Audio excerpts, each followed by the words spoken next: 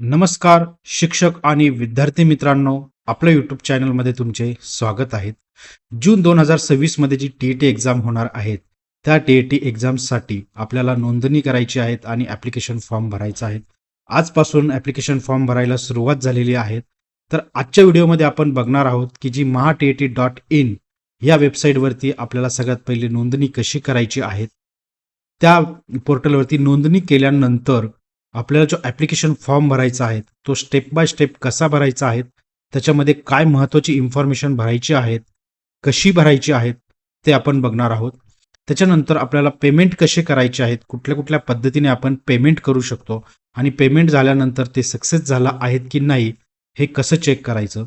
त्याच्यानंतर अर्ज सबमिट तुमचा झाला आहेत की नाही हे कसं तपासायचं आणि त्याच्यानंतर जो भरलेला अर्ज आहे, सक्सेसफुल भरलेला जो तुमचा ॲप्लिकेशन फॉर्म आहे किंवा अर्ज आहे तो आपल्याला डाउनलोड कसा करायचा ते आपण या व्हिडिओच्या माध्यमातून बघणार आहोत. विद्यार्थी मित्रांनो, हा व्हिडिओ थोडासा मोठा होणार आहे, पण याच्यामध्ये मी सगळ्या गोष्टी बारकाईने आपल्याला सांगणार आहे, जेणेकरून तुम्ही अर्ज भरताना ॲप्लिकेशन फॉर्म भरताना कुठलीही चुकी होणार नाही. चला, सगळ्यात पहिले आपण जी mahatet.in वेबसाईट आहे त्याच्यावरती जाणार आहोत आणि तिथे नोंदणी कशी करायची ते बघणार आहोत.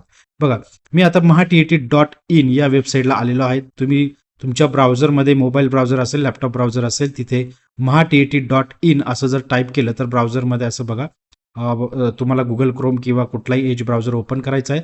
तिथे mahatet.in असं टाईप करायचं आहे त्याच्या या ब्राउझरमध्ये, तर तुम्हाला ही वेबसाईट ओपन होईल. सगळ्यात पहिले बघा, तुम्ही मुख पृष्ठावरती आलेले आहात आणि इथे जर तुम्ही इथं बघितलं लेफ्ट साईडला तुमच्या, तर अर्ज संदर्भातील लिंक त्याच्यामध्ये दिलेलं आहे तुम्हाला उमेदवाराची नवीन नाव नोंदणी. ठीक आहे, उमेदवाराची नवीन नोंदणी. बघा विद्यार्थी मित्रांनो, काही जे शिक्षक असतील किंवा विद्यार्थी असतील त्यांनी याच्या अगोदरही टी एक्झाम दिलेली असेल, तेव्हाही तुम्ही याच पोर्टलवरती नोंदणी पण केलेली असेल, पण ती नोंदणी आता चालणार नाहीये. कारण हे बघा, इथे जून 2026 साठी आपल्याला नोंदणी करायची आहे. त्याच्या अगोदर तुम्ही 24-25 साठी नोंदणी केलेली असेल तर ती नोंदणी इथे चालणार नाहीये. तुम्हाला नव्याने परत नोंदणी करायची आहे, सगळ्यात महत्वाचं. ठीक आहे, जर तुम्ही तो मागचा जर लॉग इन आयडी आणि पासवर्ड युटिलाइज केला तर काय होतं तेही सांगतो मी. बघा, आता मी एका विद्यार्थ्याचं इथे लॉग इन आयडी आणि पासवर्ड टाकून बघितलं होतं, ज्या ह्या कॅन्डिडेटने 2025 साली एक्झाम दिलेली होती टी. तर तसं तोच युजर आयडी आणि पासवर्ड जर तुम्ही टाकला तर इथे दाखवतो बघा, उमेदवाराच्या युजर नेमची नोंदणी झालेली नाही इथे दाखवतोय. का? कारण की तुम्ही आता जून 2026 साठी नोंदणी करत आहात, म्हणून तो जुना चालणार नाहीये. तुम्हाला नव्याने नोंदणी करायची आहे. ठीक आहे, चला, तर सगळ्यात पहिले तुम्हाला नोंदणी करण्यासाठी उमेदवाराची नवीन नोंदणी याच्यावरती क्लिक करायचं आहे. इथे जेव्हा तुम्ही क्लिक करणार तेव्हा तुम्हाला पुढची स्क्रीन ओपन होणार आहे. ही जी स्क्रीन ओपन होईल याच्यावरती बघा, नवीन नोंदणी अर्ज, न्यू रजिस्ट्रेशन ॲप्लिकेशन हे ओपन होईल. इथे तुम्हाला उमेदवाराची नोंदणी असं दिसेल. याच्यामध्ये तुम्हाला तुमचं युजर नेम टाकायचं आहे. विद्यार्थी मित्रांनो, युजर नेम तुम्ही कुठलाही टाका, तुमच्या मनावर आहे. सोपा टाका, जेणेकरून तुमच्या लक्षात राहील आणि तो लिहून ठेवा. ठीक आहे, इथे तुम्हाला युजर नेम टाकायचा आहे. इथे तुम्हाला पासवर्ड टाकायचा आहे, तुमच्या चॉईसचा आहे. तुम्हाला पाहिजे तो पासवर्ड टाका, फक्त लक्षात ठेवा, कुठेतरी तो लिहून ठेवा. जो पासवर्ड तुम्ही इथे टाकलेला आहे तोच पासवर्ड तुम्हाला परत इथे टाकायचा आहे, जेणेकरून हे दोन्ही मॅच झाले पाहिजे. तुमचे इथे जर मॅच झाले तरच तो घेणार. ठीक आहे, पासवर्ड कन्फर्मेशन असतं. या 3 फील्ड तुम्हाला लिहून ठेवायच्या आहेत. ठीक आहे, युजर आणि पासवर्ड तुमचा लिहून ठेवायचा आहे. बघा, ही इन्फॉर्मेशन टाकल्यानंतर पुढे काय टाकायचं आपल्याला, उमेदवाराचे नाव. उमेदवाराचे नाव कशाच्या नुसार टाकायचे आहेत, सगळ्यात महत्वाचं विद्यार्थी मित्रांनो, सॉरी, माध्यमिक शालांत प्रमाणपत्राप्रमाणे, म्हणजे जे SSC सर्टिफिकेट आहे, जे 10वीचं सर्टिफिकेट आहे त्याच्यानुसारच नाव टाकायचं आहे. तुमच्याकडे आधार कार्ड असेल, कुठलं पॅन कार्ड असेल त्याच्यानुसार नाही. सगळ्यात महत्वाचं, SSCचं जे सर्टिफिकेट आहे, 10वीचं जे सर्टिफिकेट आहे, शालांत प्रमाणपत्र, त्याच्यानुसारच इथं तुमचं नाव आलं पाहिजे, सगळ्यात महत्वाचं. नंतर प्रॉब्लेम्स होतात विद्यार्थी मित्रांनो, जेव्हा रिझल्ट लागतो तेव्हा, म्हणून अतिशय महत्वाचं आहे. बघा, इथे तुम्हाला फर्स्ट नेम टाकायचं जे तुमच्या शालांत किंवा 10वीच्या सर्टिफिकेटवर आहे ते.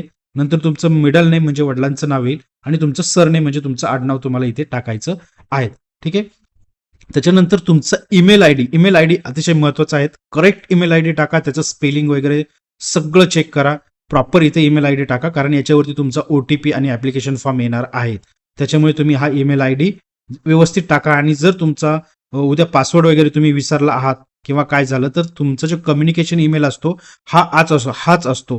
तुम्हाला जेव्हा महाराष्ट्र राज्य परीक्षा परिषद सोबत कम्युनिकेशन करायचं असतं तेव्हा हाच तुमचा ऑफिशियल आयडी म्हणून ओळखला जातो.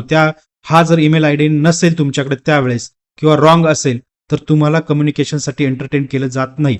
म्हणून मी हे याच्यावरती जास्त स्ट्रेस देऊन सांगत आहे विद्यार्थी मित्रांनो, की हा ईमेल आयडी अगदी बरोबर टाका. त्याच्यानंतर इथं तुमचा करेक्ट मोबाईल नंबर टाका, चालू मोबाईल नंबर टाका, जो परमनंट मोबाईल नंबर असेल तोच टाका. कारण की जेव्हा तुमचं हॉल तिकीट येतं किंवा पुढे रिझल्ट बघायचा असतो तेव्हा हाच मोबाईल नंबर लागतो. या मोबाईल नंबरशिवाय तुम्ही पुढच्या गोष्टी करू शकत नाही. त्यावेळेस मग OTP येत नाही, असे बरेच प्रॉब्लेम येतात विद्यार्थ्यांना. म्हणून तुमचा ईमेल आयडी आणि मोबाईल नंबर परमनंट असा टाका, चालू असा टाका. ठीक आहे. आणि इथे ही सगळी इन्फॉर्मेशन टाकल्यानंतर तुम्हाला इथं बघा, इथं खाली बटन आहेत, या बटनावरती क्लिक करायचं आहे. OTP पाठवा. कुठे OTP येईल? Send OTP. कुठे येईल? तर तुम्ही हा मोबाईल नंबर टाकलेला आहे याच्यावरती तुम्हाला OTP येणार आहेत. चला आता इथं जेव्हा तुम्ही क्लिक करणार तेव्हा तुम्हाला अशी स्क्रीन ओपन होईल. ठीक आहे. हे काय आहे? तुम्हाला OTP. जेव्हा तुम्ही त्या सेंड OTP वरती क्लिक केलं तेव्हा तुम्हाला असं स्क्रीन आलेली आहे. OTP हा 15 मिनिटांसाठी वैध असतो. त्याच्यामुळे तुमच्या जवळ मोबाईल जवळ घेऊन ठेवा जेव्हा पण फॉर्म भरणार असाल. असं तुम्हाला हा 6 अंकी एक OTP येतो. MSCE पुणे या नावाने तुम्हाला एक एक SMS येईल. त्याच्यामध्ये तुम्हाला 6 अंकी OTP असेल. तो OTP तुम्हाला इथे टाकायचा आहे. ठीक आहे. मी इथे जसा OTP टाकलेला आहे. ठीक आहे. 6 अंकी OTP टाकलेला आहे आणि मी आता इथे क्लिक करत आहे. नाव नोंदणी करा, सबमिट रजिस्ट्रेशन. म्हणजे याचा अर्थ काय झालंय? तुम्ही तुमचा युजर आयडी टाकलाय, पासवर्ड टाकलाय विद्यार्थी मित्रांनो. तुम्ही तुमच्या शालांत म्हणजे जे 10वीचं प्रमाणपत्र त्याच्यानुसार नाव वगैरे सगळं टाकलेलं आहे. प्रॉपर ईमेल आयडी आणि मोबाईल नंबर टाकलेला आहे. तुम्हाला OTP आलेला आहे आणि आता तुम्ही पोर्टलवरती म्हणजे जी mahatt.in ही वेबसाईट आहे, पोर्टल आहे, हिच्यावरती तुम्ही तुमचं रजिस्ट्रेशन करायला जात आहे, तुमचं नोंदणी करायला जात आहेत. इथे क्लिक करा. इथे क्लिक केल्यानंतर तुमचं रजिस्ट्रेशन सक्सेसफुल झालेलं आहे. बघा तुमचं आता इथं रजिस्ट्रेशन सक्सेसफुल झालंय. तुम्हाला असा मेसेज येणार तुमच्या स्क्रीनवरती. नंतर तुमचं युजर नेम दिसणार, तुमचा पासवर्ड दिसणार, तुमचं नाव दिसणार जे तुमच्या 10वीच्या सर्टिफिकेटवर आहे ते, आणि तसंच दिसलं पाहिजे. तुमचा ईमेल आयडी दिसणार आणि तुमचा मोबाईल नंबर दिसणार. ठीक आहे. ही सगळी इन्फॉर्मेशन तुम्हाला दिसली, ही स्क्रीन आली, याचा अर्थ तुम्ही mahatt.in या पोर्टलला सक्सेसफुली रजिस्ट्रेशन केलं आहे. फक्त तुम्ही नाव नोंदणी केलेली आहे. अजून आपण फॉर्म भरलेला नाही. आपली पहिली स्टेप होती की नाव नोंदणी करायची. ते नाव नोंदणी तुम्ही इथे केलेलं आहे. ही सगळी इन्फॉर्मेशन क्रॉस व्हेरीफाय करा, व्हॅलिडेट करा. याच्यात काही जर चुकीचं असेल तर ते चेक करा. कारण इथे नाव, ईमेल आणि मोबाईल नंबर अतिशय महत्वाचा आहे. ठीक आहे. आता हे तुमचं झालं नाव नोंदणी रजिस्ट्रेशन. आता इथे बघा लॉग इन करा म्हणून बटन आहेत. याच्यावरती तुम्ही क्लिक केलं की तुम्हाला आता पुढचा अर्ज भरता येणार आहे. जरी ही स्क्रीन क्लोज झाली तरी तुम्ही नंतर परत mahatt.in या वेबसाईटला आले तर तुम्ही हा युजर आयडी आणि पासवर्ड टाकून तुम्ही परत या पुढच्या स्क्रीनला येणार आहेत. आता मी ज्या स्क्रीनवर जाणार आहे त्या स्क्रीनवरती. ठीक आहे. इथं क्लिक करा, लॉग इन करा किंवा लॉग इन याच्यावरती क्लिक करा. क्लिक केल्यानंतर तुम्हाला अशी स्क्रीन ओपन होते. जरी तुम्ही त्या स्क्रीनवरतून लॉग आउट किंवा बाजूला गेले असणार किंवा क्लोज झाले असेल तर घाबरायचं काम नाही. तुम्ही परत mahatt.in याच्यावरती या, तुम्हाला ही लॉग इनची स्क्रीन दिसेल. ठीक आहे. किंवा इथं लॉग इनचं बटन दिसतं वरती, तिथे लॉग इनच्या बटनावर क्लिक करा. आता तुम्ही जे मागच्या स्क्रीनवरती किंवा आता तुम्ही जे युजर नेम आणि पासवर्ड बनवलेला आहे ते इथे टाका. त्याच्यानंतर हा कॅप्चा असतो, हा कॅप्चा इथं तुम्हाला फिल करायचा आहे. हा कॅप्चा इथे फिल करा आणि या लॉग इन बटनावरती क्लिक करा. लॉग इन बटनावरती क्लिक केल्यानंतर तुमची पुढची स्क्रीन ओपन होणार आहे. ते बघा मी इथे युजर आयडी पासवर्ड टाकला, कॅप्चा टाकला आणि लॉग इन केलं. लॉग इन केल्यानंतर विद्यार्थी मित्रांनो तुम्हाला ही पोर्टलवरची स्क्रीन दिसणार आहे. पोर्टल म्हणजे वेबसाईट म्हणतात त्याला मराठीत पोर्टल. ठीक आहे. या वेबसाईटवरती आलेला आहोत आपण. आता इथे बघा वेगवेगळं दिसते तुम्हाला. अर्जावरती माहिती भरा, परीक्षा फी भरा, अर्ज डाउनलोड करा, तक्रार नोंदवा आणि मुखपृष्ठ म्हणून. तर सगळ्यात पहिलं आपल्याला काय करायचंय तर अर्जावरची माहिती भरायची. पुढची स्टेप 2 नंबरची स्टेप आहेत आपली, अर्जावरील माहिती भरा. ठीक आहे. जेव्हा तुम्ही इथं याल म्हणजे याच्यावरती क्लिक कराल तर तुम्हाला असं दिसेल अर्जावरील माहिती भरा. याच्यावरती क्लिक करा. याच्यावरती क्लिक केल्यानंतर तुम्ही सगळ्यात पहिल्या पानावरती येतात जिथं आपल्याला अर्जावरील माहिती भरायची आहेत. हे बघा इथे अर्जावरील माहिती भरायची आहेत. त्याच्यामध्ये पण बघा किती सेक्शन आहेत, 5 सेक्शन भरायचे आहेत आपल्याला अर्जावरील माहिती. पहिला हा सेक्शन झाला जिथे वैयक्तिक माहिती आहेत. दुसरा आहे आपला संपर्कासाठीची माहिती भरायची आहे. तिसरा आहे शैक्षणिक माहिती भरायची आहेत आणि चौथा आहे परीक्षेसंदर्भातील माहिती भरायची आहेत आणि 5वा आहे दस्तऐवज अपलोड करायचा आहे. त्याच्यामुळे फॉर्म भरायच्या अगोदर तुम्हाला या सगळ्या गोष्टी अगोदर तयार ठेवायला लागेल. ह्या गोष्टी तुम्हाला तुमच्याजवळ घेऊन ठेवायला लागेल. सगळे डॉक्युमेंट्स वगैरे सगळे तुमच्याजवळ ठेवायला लागतील. ठीक आहे. चला सगळ्यात पहिले आपण बघूया की आपली जी वैयक्तिक माहिती आहे तिच्यामध्ये काय भरायचं आहे. अर्जदाराचे नाव कुठले तर जे तुमचं 10वीचं प्रमाणपत्र आहे त्यानुसारच इथे नाव भरायचं आहे परत. ठीक आहे. TATचा फॉर्म भरताना आपल्याला 10वीच्या सर्टिफिकेटनुसार नाव भरायचं आहे. ज्यांचे लग्न वगैरे झालेले आहेत, म्हणजे ज्या मुली ज्यांचं मॅरेज झाल्यानंतर नाव वगैरे चेंज झालेलं आहे, त्याच्यासाठी पुढे प्रोव्हिजन आहेत. आत्ता तुम्ही फक्त आणि फक्त 10वीच्या सर्टिफिकेटनुसारच नाव भरायचं आहे.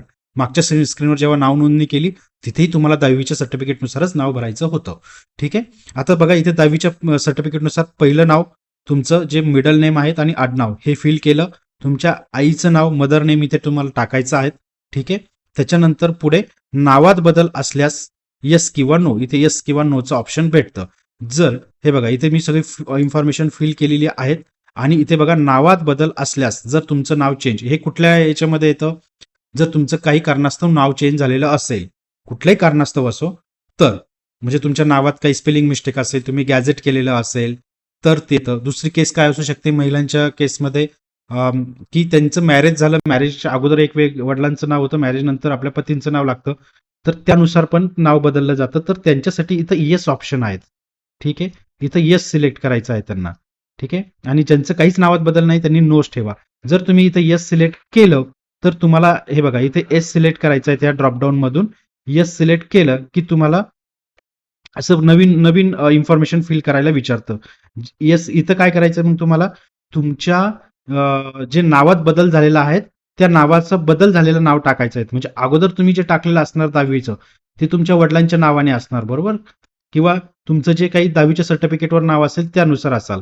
आणि आता तुमच्या नावात चेंज आहेत म्हणजे तुमच्या नावात जो चेंज झालेला आहे, म्हणजे आता या केसमध्ये आपण समजूया की एखाद्या मुलीचं लग्न झालंय, मॅरेज नंतर तिच्या पतीचं नाव लागणार आहे, तर ते पतीचे नाव म्हणजे तुमच्या सासरकडचं जे नाव आहे ते तुम्हाला इथे टाकायचं आहे. जे तुमचं चेंज झालेलं आहे ते तुम्हाला इथे टाकायचं आहे. पण तुमचं फर्स्ट नाव, तुमच्या पतीचं किंवा वडिलांचं नाव आणि तुमचं लास्ट नेम. ठीक आहे. आणि इथे नावात बदलण्याचं कारण काय आहे, तर आता ज्यांचं मॅरेज झालंय त्यांनी इथे लिहा मॅरेज, ज्यांच्या नावात काही स्पेलिंग मिस्टेक असेल त्यांनी लिहा स्पेलिंग मिस्टेक म्हणून. जे काही रिझन असेल ते प्रॉपर रिझन इथे टाका. आणि नावात बदल केल्याचा पुरावा तुमच्याकडे पुरावाच असणार आहे. आयदर तुम्ही गॅझेट केलेलं असेल, मॅरेज सर्टिफिकेट असेल किंवा दुसरं कुठलंही असेल तर त्याच्यासाठी ऑदर असं ऑप्शन इथे तुम्हाला सिलेक्ट करायचं आहे. मी तुम्हाला पुढच्या स्क्रीनमध्ये दाखवतो. हे बघा जेव्हा नावात बदल केल्याच्या पुराव्यामध्ये तुम्हाला काय काय आहेत, तर गॅजेट आहेत, मॅरेज सर्टिफिकेट आहे आणि ऑदर आहेत. ठीक आहे. यांच्यापैकी सिलेक्ट करायचं आहे. ज्या मुलींनी मॅरेज सर्टिफिकेट काढलेलं असेल त्यांनी मॅरेज सर्टिफिकेट टाका. ठीक आहे. चला पुढे बघूया. आपल्याला आता उमेदवाराची वैयक्तिक माहिती भरायची आहे. ठीक आहे. पुढचं सेक्शन आहे वैयक्तिक माहिती. आपला ईमेल आय डी आणि मोबाईल नंबर जो तुम्ही रजिस्ट्रेशनच्या वेळेस नोंदणीच्या वेळेस भरलेला आहे तोच इथे कॅरी फॉरवर्ड होणार आहे. ठीक आहे.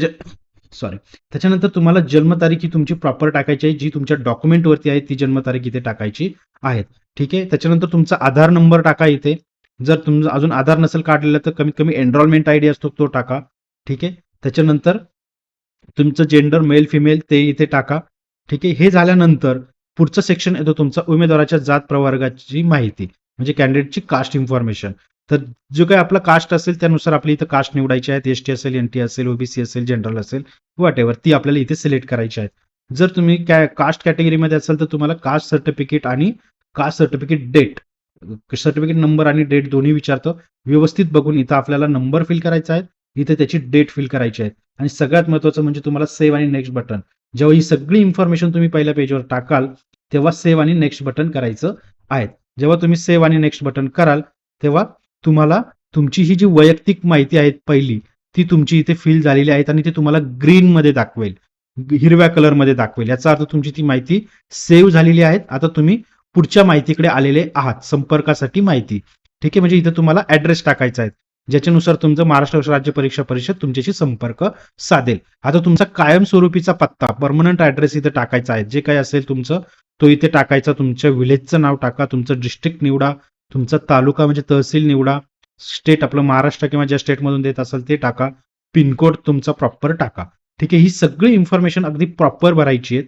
ठीक आहे. ही इन्फॉर्मेशन फिल झाल्यानंतर जर तुमचा परमनंट ऍड्रेस, कायमस्वरूपी ऍड्रेस आणि पत्रव्यवहाराचा ऍड्रेस जर एकच असेल तर तुम्हाला इथे एक चेकबॉक्स दिलेला आहे बघा, same as a permanent address. तो फक्त तुम्हाला इथे टिक करायचा आहे.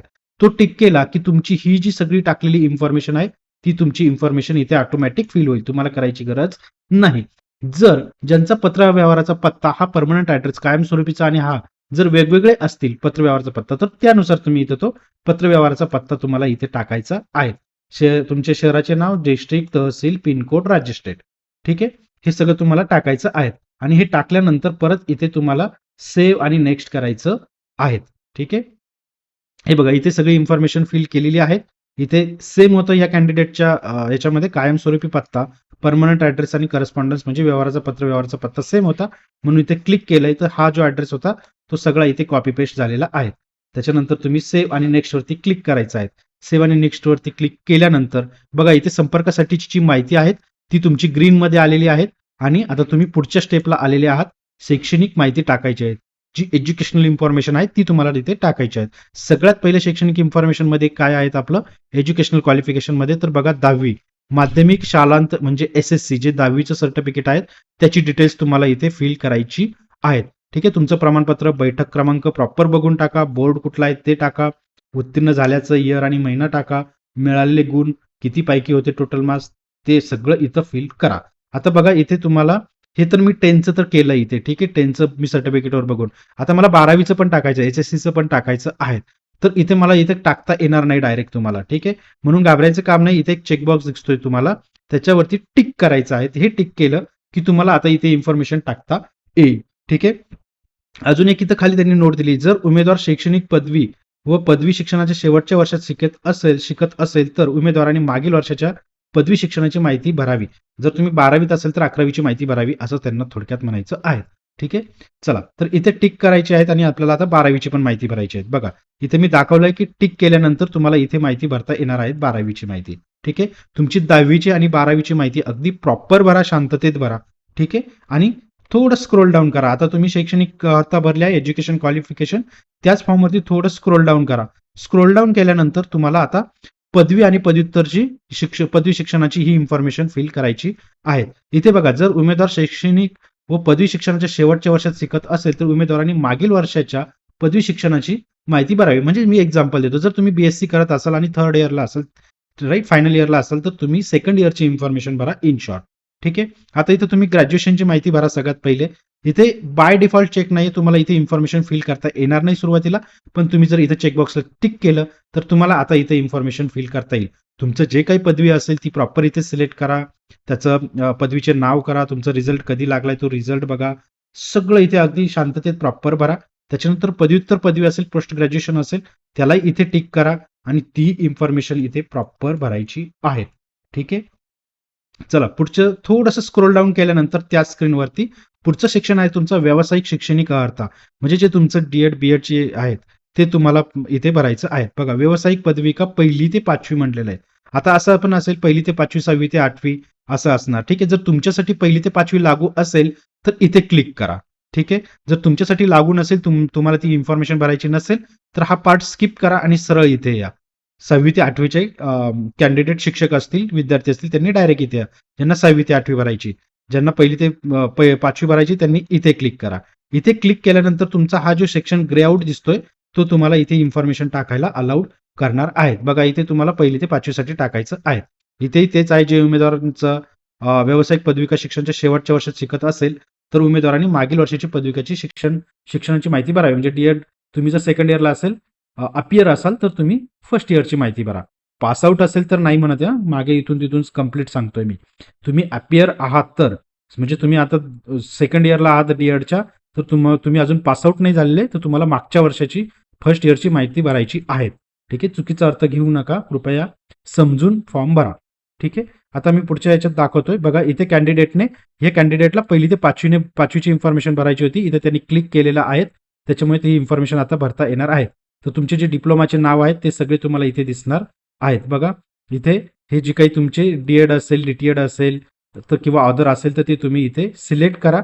यानुसार सिलेक्ट केल्यानंतर तुम्हाला जे काही तुमचा रिझल्ट लागलाय तुमचं बोर्ड कोणतं होतं कधी तुम्ही मंथ इयर पासिंग वगैरे तुमचं मिळालेले गुण टोटल मार्क्स पर्सेंटाईल ग्रेड प्रमाणपत्राचा क्रमांक ही सगळी इन्फॉर्मेशन तुम्हाला भरायची आहेत. ठीक आहे.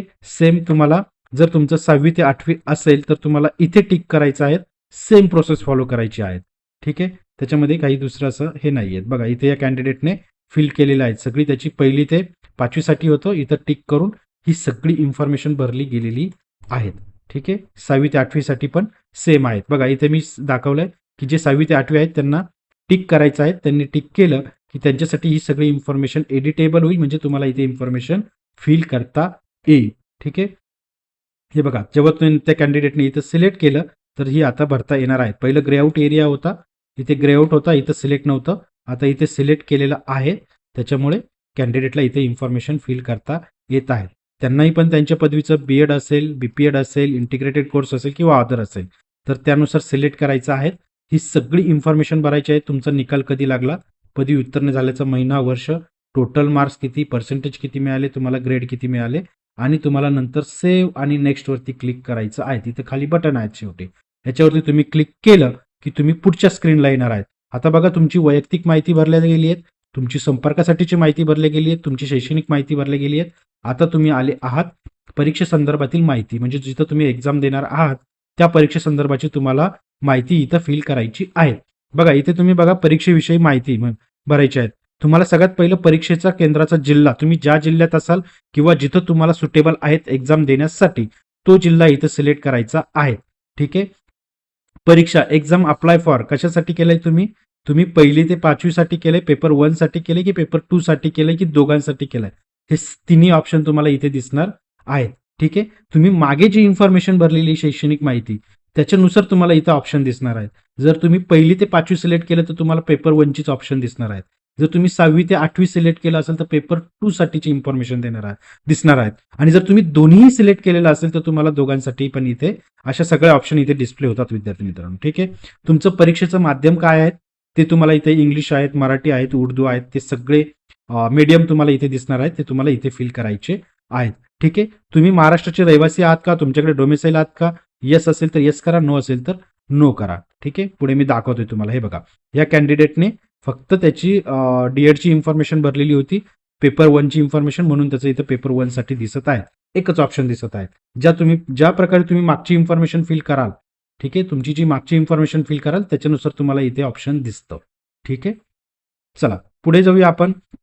या कॅन्डिडेटने बघा प्रॉपर भरले आहेत, पुणे पाहिजे आहे, पेपर 1 साठी आहेत, मराठी मीडियम आहेत आणि रहिवासी यस आहेत.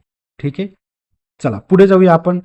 पुढचा सेक्शन आहे आपला भाषा विषय. ठीक आहे. लँग्वेजेस तुम्हाला इथे निवडायचे आहेत. ही जी आहे तुमची बाय डिफॉल्ट मागची जी इन्फॉर्मेशन भरली तुम्ही त्याच्यानुसार तो डायरेक्ट त्यांनी इथं घेऊन टाकलेला आहे. तुम्ही इथं आता चेंज करू शकत नाही. म्हणजे जर तुम्हाला मागची इथं चेंज करायची असेल तुम्हाला मागची इन्फॉर्मेशन चेंज करावी लागेल. अजून कुठलीही इन्फॉर्मेशन परमनंट झालेली नाहीये. तुम्ही फक्त फिल करताय आणि सेव्ह करताय. नंतर तुम्हाला एडिट करण्याचा चान्स भेटतोय. तो कधी भेटतो हे मी सांगतो. ठीक आहे.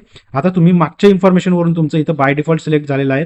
इथे तुम्हाला एडिटेबल नाही, पण लँग्वेज 2 जी आहेत ती तुम्हाला स्वतःला निवडायची आहेत, जी काही तुमची लँग्वेज असेल. आता इथं या कॅन्डिडेटसाठी मराठी घेतलंय म्हटल्यानंतर पुढची इंग्लिशच येणार. ठीक आहे. त्याच्यानंतर पुढची इन्फॉर्मेशन आपल्याला भरायची आहे दिव्यांगत्वाची माहिती. ठीक आहे. हा सेक्शन आहे. त्याच्यामध्ये जर तुम्ही डिसेबिलिटी असेल तुम्हाला तर इथे येस करा, नसेल तर नो करा. जर एस केलं तुम्ही तर तुम्हाला अजून जास्त इन्फॉर्मेशन भरायला लागणार आहे. बघा, दिव्यांगत्वाची माहिती जर एस केलं तर तुम्हाला त्याचा टाईप ऑफ डिसेबिलिटी सिलेक्ट करायला लागतं, डिसेबिलिटी पर्सेंटेज सिलेक्ट करायला लागतं आणि त्याच्यानुसार नंतर UDID कार्ड जे असतं त्याची पण इन्फॉर्मेशन टाकायला लागते. त्याच्यानंतर तुम्हाला मदतनीस हवा आहेत का तो त्याची माहिती, तुम्हाला अतिरिक्त वेळ हवा आहे का त्याची माहिती, जे काही तुमच्यासाठी मदतनीस येतील, हेल्पर येतील, त्यांचं नाव काय असणार आहे, त्यांचं एज्युकेशन काय असणार आहे, त्यांचं एज्युकेशनल ऑफ हेल्पर रायटर 2 जे काही 2 आहेत त्यांची अर्हता काय आहेत, 3ची काय अर्हता आहेत, ही सगळी इन्फॉर्मेशन तुम्हाला फिल करायला लागेल जर तुम्ही दिव्यांगत्वाची माहितीमध्ये एस केलं तर. ठीक आहे. चला पुढची इन्फॉर्मेशन बघूया आपण. जर तुम्ही माजी सैनिक असाल, एक सर्व्हिसमॅन असेल तर इथं येस नो सिलेक्ट करायचं आहे. असेल तर येस करा, नसेल तर नो करा. ठीक आहे. त्याच्यानंतर तुम्हाला शहीद सैनिकांच्या तुम्ही जर पत्नी असाल किंवा त्यांची कुटुंबीय असाल तर त्याप्रमाणे सिलेक्ट करा तुम्ही. ठीक आहे.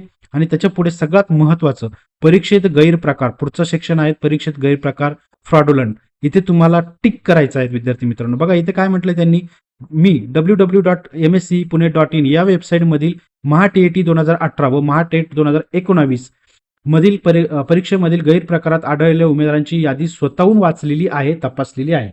त्या यादीत माझ्या नावाचा समावेश नाही. त्या यादीमध्ये माझा समावेश नाहीये. जे काही गैरप्रकार झाला त्याच्यात माझा समावेश नाहीये. याचे मी पुष्टीकरण करत आहे. मी येथे करीत असलेले पुष्टीकरण खोटे आढळून आल्यास त्याबाबत होणाऱ्या नुकसानीस किंवा कारवाईस मी स्वतःच जबाबदार असेल. तर तुम्हाला इथे हे अॅक्नॉलेजमेंट द्यायचं आहे. ठीक आहे. इथं टिक करायचं आहे. ठीक आहे. कारण त्यांनी म्हटलं की तुमचं नाव नाही असं तुम्ही खात्री केलेली आहे याचं दाखवावं, तर इथे तुम्हाला टिक करायचं आहे.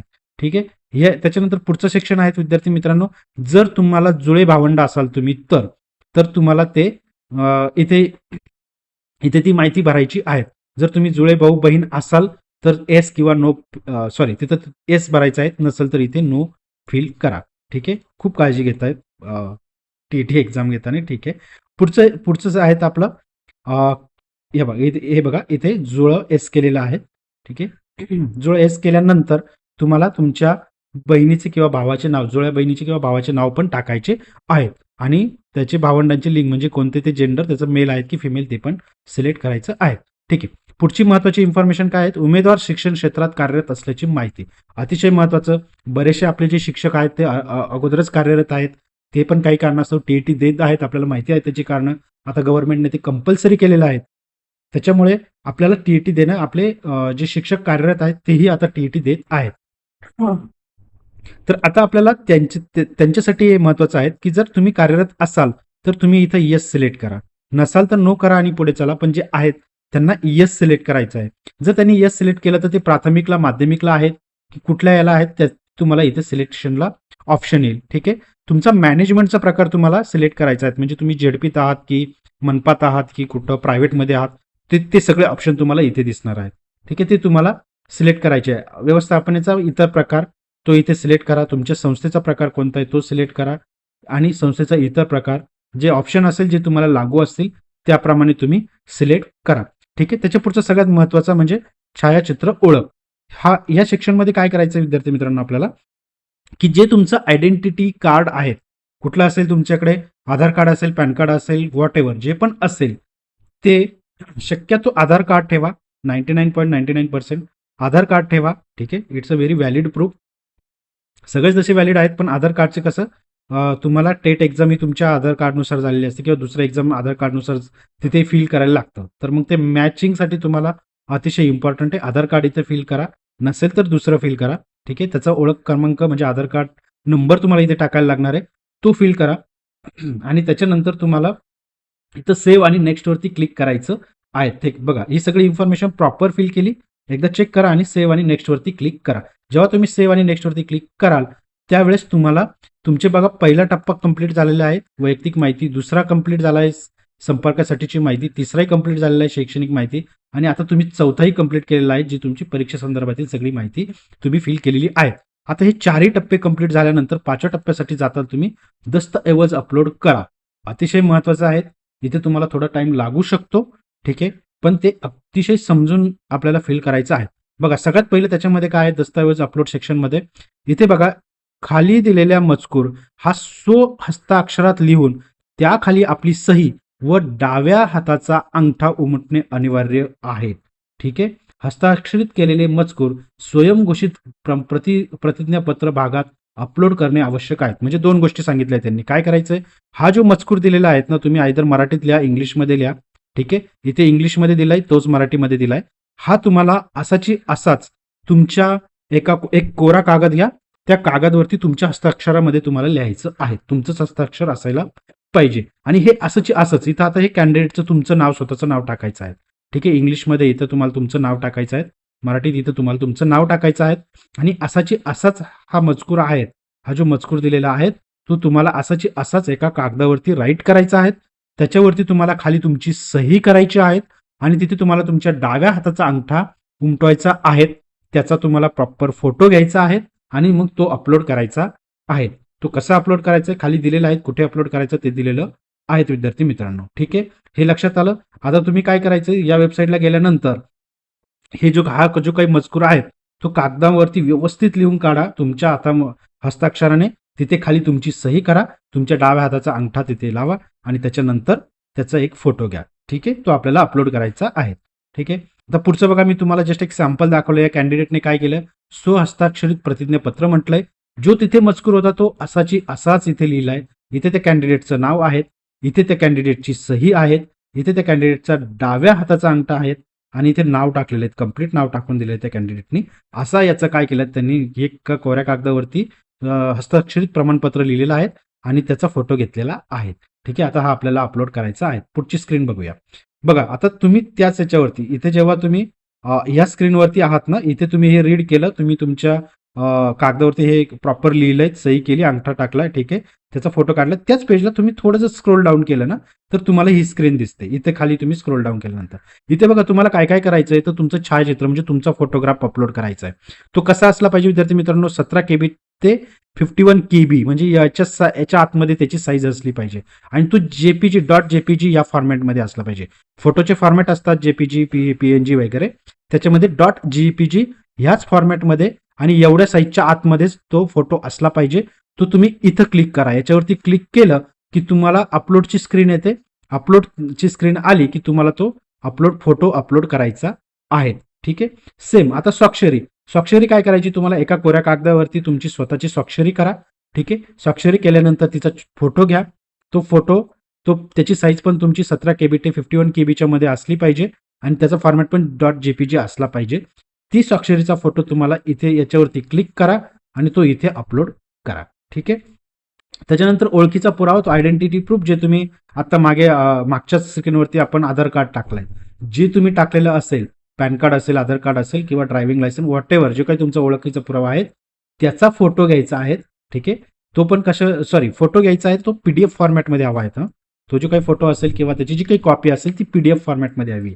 ती 30 KB ते 500 KBच्या आतमध्ये असायला हवी आणि .pdf डॉक्युमेंट पाहिजे. ठीक आहे. इथे क्लिक करा आणि तेही अपलोड करा.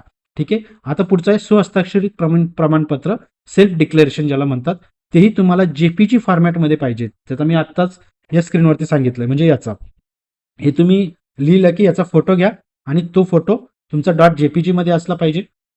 आणि इथं 17 KB ते 500 KB असं म्हटलंय त्यांनी, पण दिस इज अ रॉंग. ठीक आहे. कारण JPG आहेत हे तुम्हाला 17 KB ते 51 KB असं असायला हवं. ठीक आहे. 17 KB ते 51 KB असा असायला पाहिजे. तो तुम्हाला इथे अपलोड करायचा आहे. ठीक आहे. त्याच्यानंतर पुढचं जे आहेत, आपल्याला नावात बदल असल्यास चेंज सर्टिफिकेट, म्हणजे जे मॅरेज सर्टिफिकेट असेल किंवा गॅजेट असेल ते तुम्हाला .pdf फॉर्मॅटमध्ये विद्यार्थी मित्रांनो इथं अपलोड करायचं आहे. ठीक आहे. ते पण 17 KB ते 500 KBच्या आतमध्ये असायला हवं आणि PDF फॉर्मॅटमध्ये जे काही तुमचं मॅरेज सर्टिफिकेट असेल, गॅजेट असेल ते इथे अपलोड करा. इथं नावात बदल असल्याचे किंवा दुसरं कुठलंही असेल, व्हॉट एव्हर, गॅजेट सोडून दुसरंही बऱ्याच स्पेलिंग मिस्टेक वगैरे असतात, तर त्यांचं ते असतं. त्याप्रमाणे तुम्ही इथं अपलोड करायचं. सेम इथं सिम्बॉल आहे, त्या सिम्बॉलवरती क्लिक केलं तर तुम्हाला अपलोड करता येतं. आता बघा या कॅन्डिडेटने जेव्हा तुम्ही एक अपलोड करत जाल आणि शेवटी तुम्हाला असं दिसेल बघा, अपलोड केल्यानंतर इथं दाखवतं फाईल अपलोडेड सक्सेसफुली. ठीक आहे. पाहिजे तर तुम्हाला डाउनलोड करायचं तर करून बघा की तुमचं प्रॉपर अपलोड झालंय की नाही, जे एक्सपेक्टेड आहे तेच अपलोड झालंय की नाही. री अपलोड करायचं असेल म्हणजे परत अपलोड करायचं असेल, चुकीचं अपलोड झालं असेल तर री अपलोड पण करू शकतात. ठीक आहे. सेम याच्यासाठी पण आहे, त्याच्यासाठी पण आहे, त्याच्यासाठी पण आहे, त्याच्यासाठी. हे सगळे डॉक्युमेंट अपलोड केल्यानंतरचं मी तुम्हाला स्क्रीन दाखवत आहेत. हे सगळं अपलोड केल्यानंतर तुमच्या स्क्रीनवर पण असंच दिसलं पाहिजे. ठीक आहे. हे आता अपलोड झालं. ठीक आहे. अपलोड झाल्यानंतर जेव्हा तुम्ही स्क्रोल डाऊन कराल, बघा ही स्क्रीन आहे. याच्यानंतर मी आता त्या स्क्रीनवर थोडंसं स्क्रोल डाऊन केलं. इथं स्क्रोल असतो, तो स्क्रोल डाऊन करा. तुम्हाला पुढचं असं दिसेल. ठीक आहे. याच्यावरती पण दिलेले आहेत बघा. इथे तुम्हाला एक टिक मार्क करायची आहे. इथे काय दिलेलं आहे, मी म्हणजे हे विद्यार्थ्याचे नाव असणार. प्रतिज्ञापूर्वक घोषित करतो की मी या अर्जात नमूद केलेली सर्व माहिती अचूक व वस्तुस्थितीवर आधारित आहे. सदर परीक्षा ही शिक्षक पात्रता परीक्षा असून यासाठी आवश्यक असलेली शैक्षणिक व्यावसायिक अर्हता संपादन केली असल्याने मी या परीक्षेस प्रविष्ट होण्यासाठी आवेदनपत्र सादर करत आहेत. हे सगळं दिलेलं आहे. हे एकदा प्रॉपर वाचा.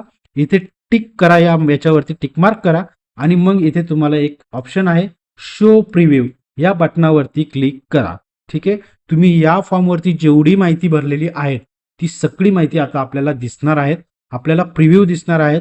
ठीक आहे. याच्यामध्ये जर काही चेंज करायचं असेल तर आपल्याला चान्स आहेत. आपल्याला क्रॉस व्हेरिफिकेशनसाठी शो प्रिव्ह्यू हे नावाचं बटन इथं दिसतंय.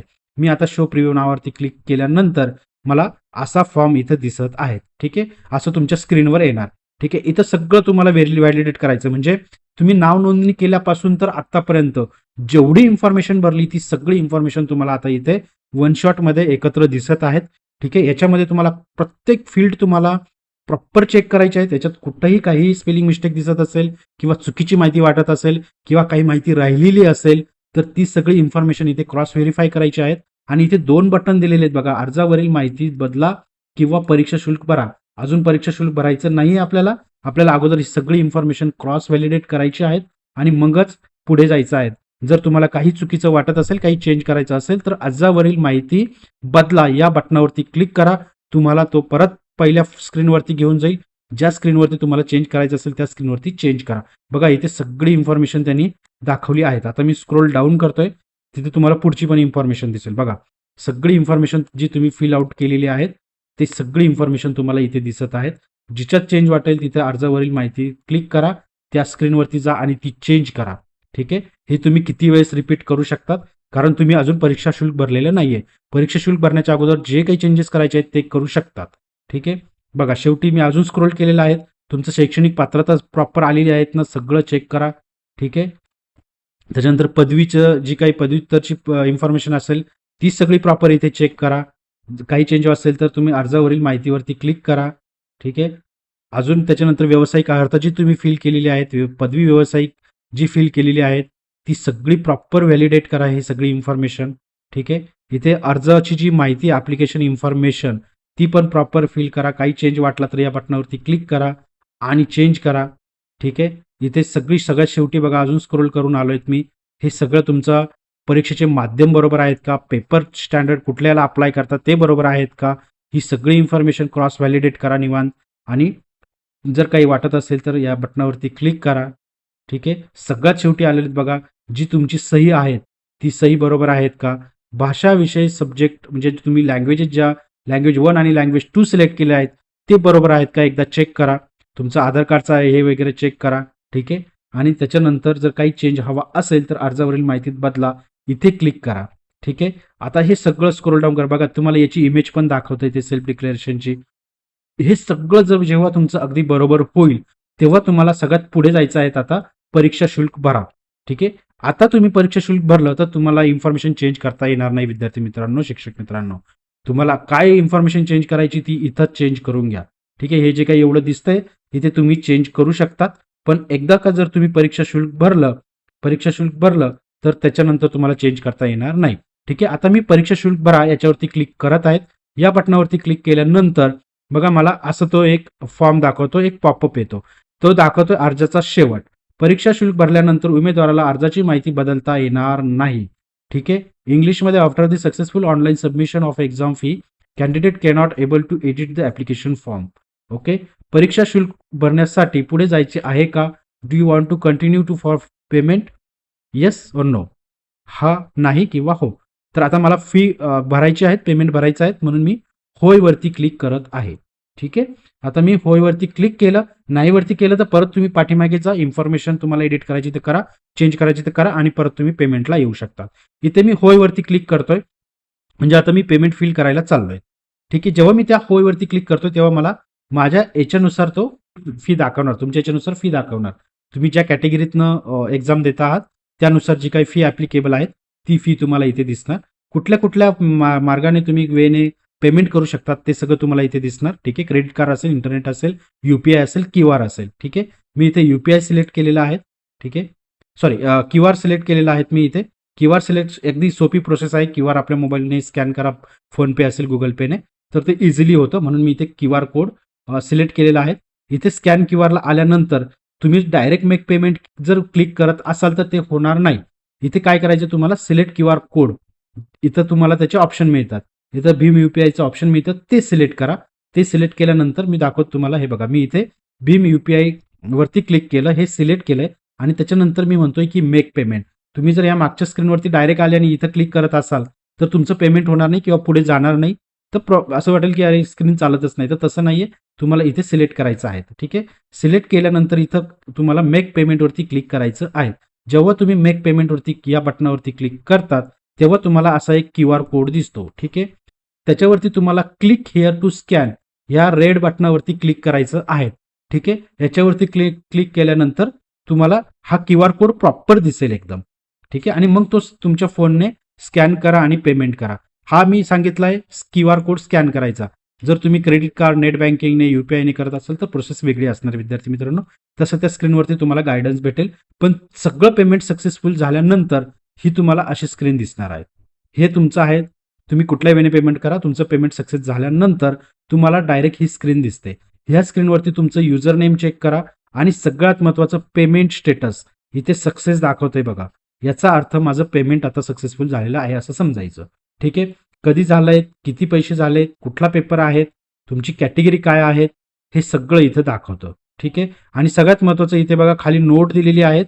Kindly note print this E receipt and keep it safely. ठीक आहे. तुम्हाला ही सेफली तुमच्याकडे जपून ठेवायची, याची प्रिंटआउट काढून ठेवा. का उद्या जर तुमचं ॲप्लिकेशन फॉर्ममध्ये काही प्रॉब्लेम झालेच तर तुम्हाला दाखवता येईल की माझं पेमेंट हे सक्सेसफुल झालेलं होतं, माझा फॉर्म सक्सेसफुल सबमिट झालेला होता, माझ्याकडे हा प्रूफ आहे. ते तुम्ही जी महाराष्ट्र राज्य परीक्षा परिषद आहे त्यांच्याकडे जाऊ शकतात, त्यांच्याकडे रिच आउट करू शकतात. हा प्रूफ तुमच्याकडे असणार आहे. ठीक आहे. आता हे माझं सक्सेस झालं. आता तुम्ही इथूनही डाउनलोड करू शकता. ठीक आहे. इथून तुम्ही डाउनलोड करून ठेवा, PDF फॉर्मॅटमध्ये असणार ते. इथून ती पेमेंट स्लिप डाउनलोड करा. ठीक आहे. आता हे तर इथपर्यंत तर झालं, पण आता तुम्ही क्रॉस व्हेरीफाय कसं करणार की बाबा माझा फॉर्म खरंच सक्सेसफुल झालेला आहे की नाही.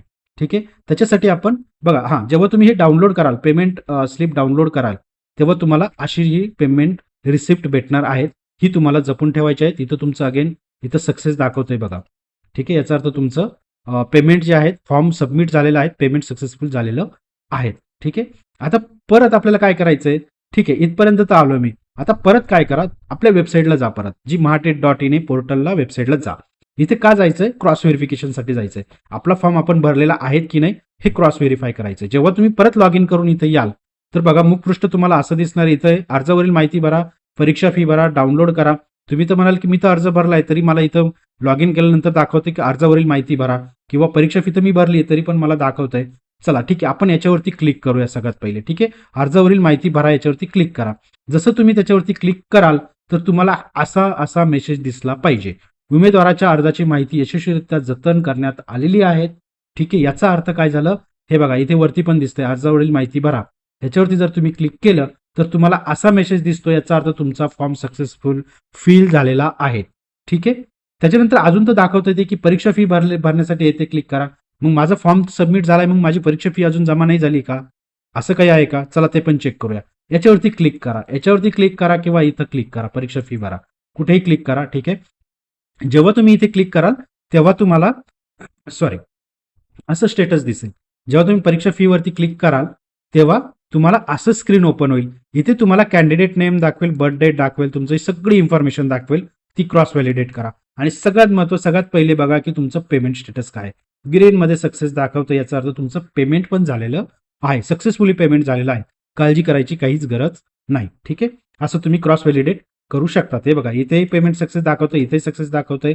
तुम्हाला तिथे नसेल करता आली डाउनलोड तर इथे तरी ती परीक्षा फी तुम्ही डाउनलोड करून ठेवा, त्याचं पेमेंट रिसिप्ट डाउनलोड करून ठेवा. ठीक आहे. हे झालं. आता काय करायचं, तुम्ही अर्ज पण तुम्ही सक्सेसफुली भरलाय, फी पण भरली आहे, पण हा अर्ज भरलेला अर्ज तुम्हाला डाउनलोड करायचा असतो आणि प्रिंट आउट करून ठेवायचा असतो. मग तो कुठून करणार, तर तुमच्याकडे इथे एक ऑप्शन दिसतंय बघा, अर्ज डाउनलोड करा. ठीक आहे. याच्यावरती क्लिक करा. याच्यावरती जेव्हा तुम्ही क्लिक कराल तेव्हा तुम्हाला अशी स्क्रीन ओपन होईल. ठीक आहे. याच्यावरती तुम्ही भरलेला सगळा अर्ज तुम्हाला इथे दिसतोय. ठीक आहे. तुमचा फोटो बघा, इथे सगळी माहिती दिलेली आहे. ठीक आहे. ही सगळी माहिती दिसते. त्याच्यानंतर तुम्ही इथून तो ॲज अ PDF फॉर्मॅटमध्ये डाउनलोड ॲप्लिकेशन म्हणून इथून डाउनलोड करा, तुमच्याकडे व्यवस्थित ठेवा. ठीक आहे. त्याची प्रिंटआउट काढून ठेवा, सॉफ्ट कॉपी ठेवा, हार्ड कॉपी ठेवा, आणि ते व्यवस्थित तुमच्याकडे ठेवा. ठीक आहे. विद्यार्थी मित्रांनो, हे आपण कंप्लीट बघितलं आहे की आपली जी TET एक्झाम होणार आहे त्याच्यासाठी तुम्हाला फॉर्म कसा भरायचा आहे. सगळ्यात पहिलं बघितलं की आपण पोर्टलवरती कशी नोंदणी करायची आहे, नोंदणी झाल्यानंतर तुम्हाला फॉर्म कसा भरायचा आहे, सगळं स्टेप बाय स्टेप बघितलं आहे. त्याच्यानंतर परीक्षा फी कशी भरायची आहे, आणि तुमचा परीक्षा फी भरल्यानंतर ते व्हॅलिडेट कसं करायचं, अर्जावरील माहिती, परीक्षा फी, आणि त्याच्यानंतर डाउनलोड कसा करायचा आहे. ठीक आहे. हे सगळं प्रोसेस आपण बघितलेलं आहे. विद्यार्थी मित्रांनो, कृपया चॅनलला सबस्क्राईब करा, जेणेकरून तुम्हाला अशाच नवीन माहिती किंवा आपल्या TET एक्झाम असेल, CTET असेल, याच्याबद्दलच्या सगळ्या अपडेट्स तुम्हाला नोटिफिकेशनद्वारे मिळत राहतील. विद्यार्थी मित्रांनो, खूप मेहनत लागते विद्यार्थी मित्रांनो पूर्ण हे प्रोसेस करून आणि त्याची व्हिडिओ बनवण्यासाठी. कृपया सबस्क्राईब करा, जेणेकरून आम्हाला थोडे पॉझिटिव्ह होप्स राहतात. धन्यवाद विद्यार्थी मित्रांनो.